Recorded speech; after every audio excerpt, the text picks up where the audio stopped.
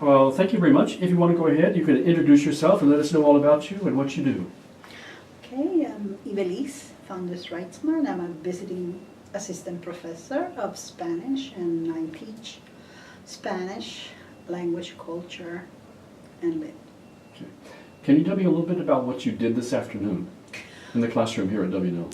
This afternoon we had a participation task called an IPA, which is an individual performance assessment for languages. Can you expound on that a little? Sure.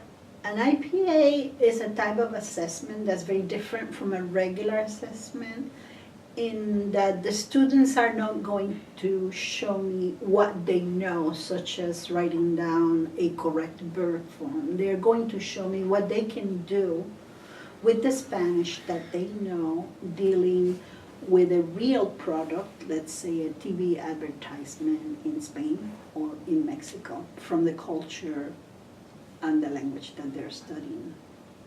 Why have you decided to incorporate this type of assessment in the classroom? For one thing, it is considered best practices. Since 2015, ACFL has given us guidelines for our global learners of language, ways of getting the students to be world ready for learning languages, and tasks and assessments and activities that involve the students not only in learning the language, but learning also about the culture that produces the language are the most efficient to help them gain an appreciation of other cultures as well as their own. Do you feel that the majority of students nowadays in the classrooms do not have an appreciation for other cultures? On the contrary, I think they have more appreciation from the culture that they might have done years ago, because years ago our emphasis in the classrooms was very much centered on grammar learning or vocabulary learning, whereas culture took a back seat. I think our new methodologies, the communicative aspects and the community-oriented aspects of our teaching have developed students nowadays that have a greater understanding and benefit very much from tasks like an IPA. Okay. So you actually do feel that the students do benefit from this type of assessment?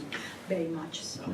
Yes, very much so. Okay. Is that because of any particular thing that takes place during the assessment itself? The one thing that takes place, and I hear from the students over and over again, is that sometimes a student can be frustrated because no matter how much they know as far as grammar or vocabulary is concerned, if we give them a traditional test, let's say in which they have to fill in a blank, if they leave out one letter, that's wrong. And it doesn't reflect really how much they can do. On an IPA, which is a 3-part assessment, we only did the first part today. The students initially, on the first part, get a chance to use their own native language to assess and speak about something produced in a foreign language. And this gives them a chance to actually show off how much they know and how much they can understand, much more than they could show in a traditional test where accuracy has to be 100% and may not necessarily reflect the pool of knowledge that the student possesses. In this case, that knowledge is very well reflected, and many of them feel very accomplished after doing an IPA. Mm-hmm. Do you think this type of assessment could be used with other disciplines as well, like economics or English literature or history? I think it would have to be tweaked, and I'm not an expert in the other fields, but sure, if we were to treat economics as its own culture in a way, with its own type of language and its own type of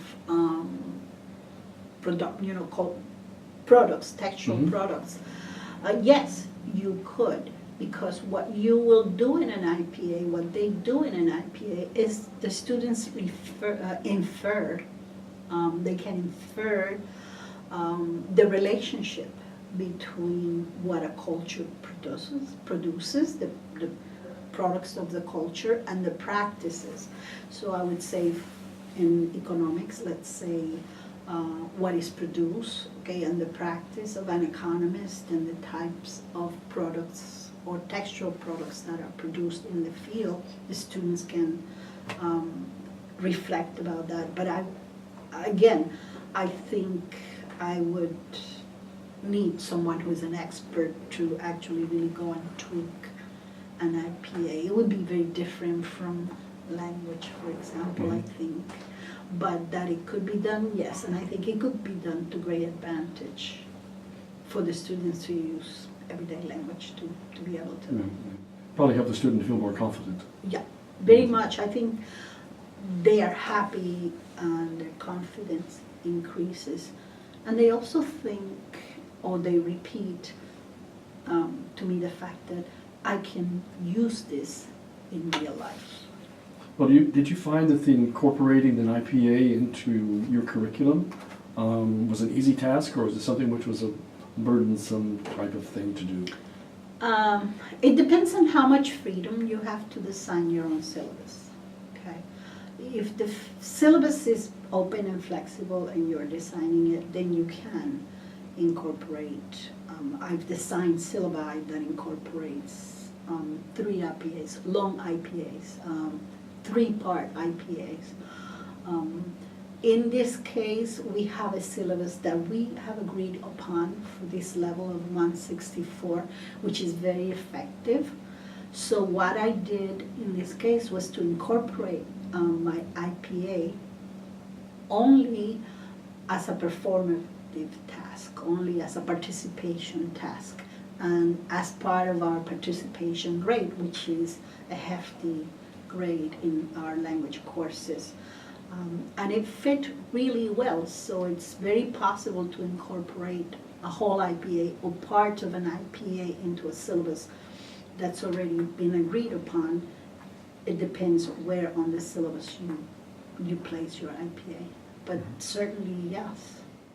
Does it require a special setting, a special location for it to work better?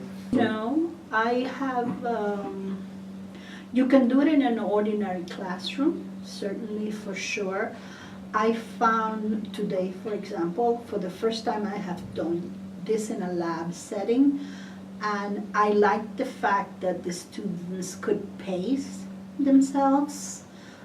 They were able to view the product, they had to view the product a set number of times, but each student was able to pace themselves within the time allotted. So within half an hour, some were able to finish quicker than others did.